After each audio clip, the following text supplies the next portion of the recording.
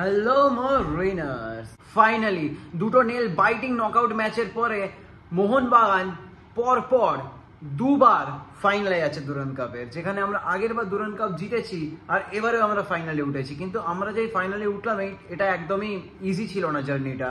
আমাদের পরপর দুবার পেনাল্টি শুট আউটে যেতে হয়েছে। আর হ্যাটস অফ টু ম্যান বিশাল কেত, দ্য ফ্লাইং কেত যাকে আমি বলি। বিশালকে ছাড়া এটা একদম পসিবল ছিল না। আপনারা দেখবেন যে কোয়ার্টার ফাইনালেও বিশালকে দুটো ইম্পর্টেন্ট পেনাল্টি সেভ দিয়েছিল, আর এবারেও আমরা দুটো ইম্পর্টেন্ট পেনাল্টি সেভ দিয়েছি। আমরা না, বিশালকে আমাদের হয়ে দুটো পেনাল্টি সেভ দিয়েছে, যার জন্য আমরা ফাইনালে যাচ্ছি। তাই জন্য কোয়ার্টার ফাইনালেও আমার ম্যান অফ দ্য ম্যাচ হচ্ছে বিশাল কেত, এবারেও আমার ম্যান অফ দ্য ম্যাচ সেমিফাইনালে হচ্ছে নান আদার দ্যান বিশাল কেত। মানে যতটা আমি প্রশংসা করবো বিশাল কেতে, ততটা কম হবে। ও যা কাজ করে দেখিয়েছে আমাদের আরেকটা সিলভারওয়্যার দিচ্ছে পর 2 টাইমস ইন আ রো। আর এবার দুরান্ত জিতলে আমাদের এটা 18th দুরান্ত কাপ হয়ে যাবে, হাইয়েস্ট, যেখানে আমাদের অলরেডি 17th আছে, সেকেন্ডে আছে ইস্ট বেঙ্গল, যাতে 16th আছে। তো আমরা এবারে 18th দুরান্ত কাপ পেতে চলেছি। কিন্তু আমি এবার একটু রেফারি নিয়ে কথা বলবো। আপনারা একটা জিনিস খেয়াল করেছিলেন, কোয়ার্টার ফাইনালে আমাদের আগেনস্টে একটা পেনাল্টি দিয়েছিল, ঠিক আছে, পাঞ্জাবকে। কিন্তু ওটা পেনাল্টি কি ছিল? আপনার কি মনে হয়? আমার মতে তো ওটা একদমই পেনাল্টি ছিল না। ওটা কোনোভাবেই পেনাল্টি হয় না। রদ্রিগেস একটা ক্লিন ট্যাকল মেরেছিল, ওটা কোনোভাবেই পেনাল্টি ছিল না। আর এই ম্যাচেও সেম জিনিস হলো। লিস্টন কোলাসো ওটা নর্মাল একটা বডি পুশ করেছিল। Body push is a part of the game. বডিতে ধাক্কা লেগেছে, ওটা পুশও আমি সেরকম হিসেবে বলবো না, কারণ পুশ বক্সের বাইরে হয়েছিল, ঠিক আছে। বডিতে ধাক্কা লেগেছে, দিয়ে দিল পেনাল্টি। পরপর দুবার এরম হলো।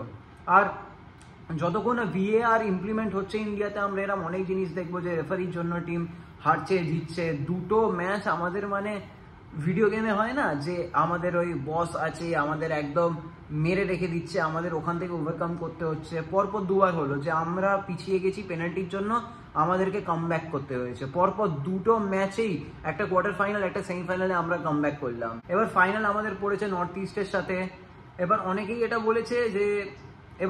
এটা বলছে যে আমাদের এই ম্যাচটাই ফাইনাল ছিল, মানে ব্যাঙ্গালোর আর মোহনবাগান যে জিতবে ওটাই হচ্ছে ফাইনাল, নর্থ ইস্টকে হারানো কোনো বড় ব্যাপার নাই। কিন্তু আমি ওরা মোটেও মনে করি না, ফাইনাল ইজ আ ফাইনাল। কিন্তু তা হলেও ব্যাঙ্গালোরের ম্যাচটা তো খুব ডিফিকাল্ট তো আমাদের জন্য ছিল। আমাদের এখনো পর্যন্ত সব থেকে ডিফিকাল্ট ম্যাচ এটাই আছে।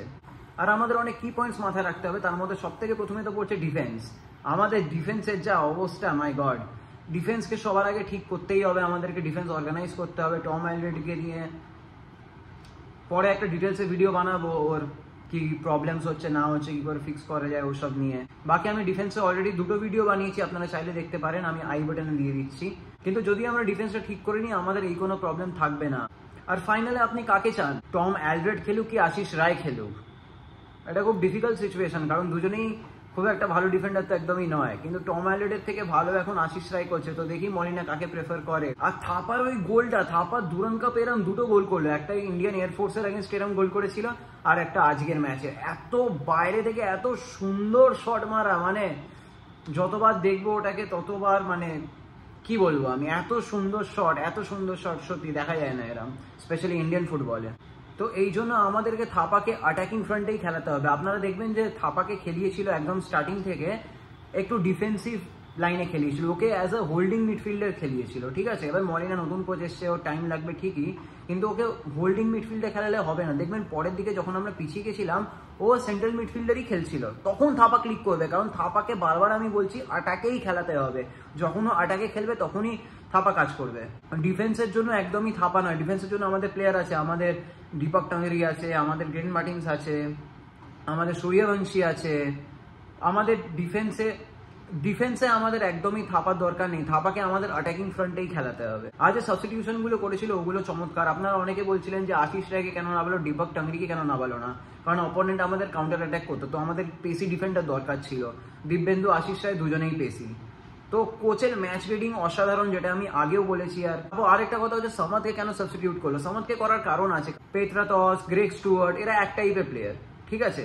এবার যদি সামাদও চলে আসে, তিনটে এক টাইপের প্লেয়ার হয়ে যাবে। ওখানে আমি যদি সামাদকে রাখি, ঠিক আছে, আর থাপাকে খেলাই, থাপা যে পেছন থেকে এই শটগুলো মারবে, ও যদি সামনে চলে যেত এই শটগুলো কিন্তু মারতে পারতো না, ঠিক আছে। একটু পেছনে ছিল বলেই মারলো, মানে নর্মাল একটা সেন্ট্রাল মিডফিল্ডের যেটা হয়, এই জন্য কিন্তু শটটা মারতে পারলো। তো কোচের ম্যাচ রিডিং অসাধারণ আছে, চমৎকার আছে। আর আশা করছি কোচ আমাদের এরমই দুর্দান্তভাবে কোচিং করাবে আর আমাদের ডিফেন্সটাকে সর্ট আউট করবে। কারণ আমাদের একটাই মেইন প্রবলেম, ওটা হচ্ছে ডিফেন্সিভ ফ্রন্ট। ওটা যদি ঠিক হয়ে যায় আমরা কিন্তু টোটাল পাওয়ার হাউস হয়ে যাব ইন্ডিয়ান ফুটবলের। আমাদের আর কোনো চিন্তা থাকবে না যদি আমাদের ডিফেন্সটা একবার ঠিক হয়ে যায়।